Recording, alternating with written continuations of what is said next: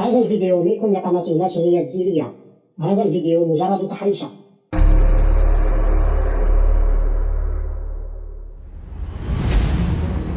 هذا جوزيف بروف. جوزيف بروف يريد أن يشارك في برنامج The Voice Kids.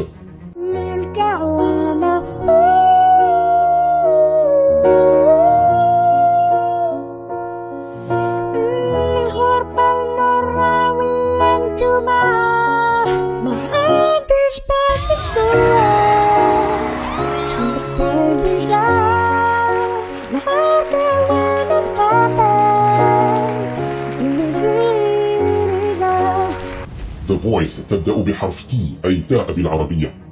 جوزيف بروف تلميذ ولكنه يسمي نفسه بروف أي أستاذ. هذا لأن جوزيف مصاب بجنون العظمة، عظمة تشبه عظمة. توجد العظام في بعض الكائنات الحية والمسماة بالفقاريات. جوزيف بروف حيوان فقاري. يا إلهي، لا يمكن أن تكون هذه مصادفة، لكن هذا لا يهمنا في الوقت الراهن. المهم أن عظمة تبدأ بحرف العين. أصبح لدينا حرفان. فقاريات تبدأ بحرف الفاء. صار لدينا 3 أحرف. يتكون اسم جوزيف بروف من 9 أحرف. يتكون هرم الماسونية من 3 أضلاع. إذا 9 قسمة 3 يساوي 3. 3 هو رقم. كلمة رقم تبدأ بحرف الراء. صار لدينا 4 حروف. اسم جوزيف الحقيقي هو يوسف. كلمة يوسف تبدأ بحرف الياء. صار لدينا 5 حروف. لنرتبها. يا إلهي، كنا نظن أن جوزيف حيوان. هل هو عفريت؟ فلنكتشف ذلك. عفريت يساوي جن. عندما يغضب والد جوزيف من جوزيف يناديه بالجن.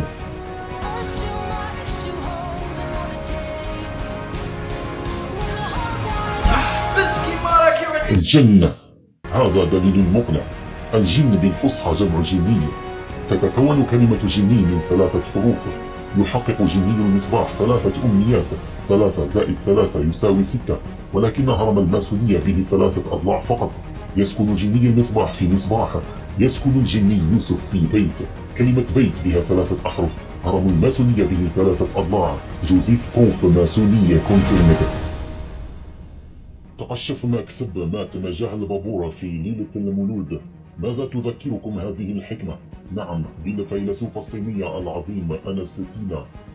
أنس تينا أسهم أنس بهم 3 صنعت في الصين.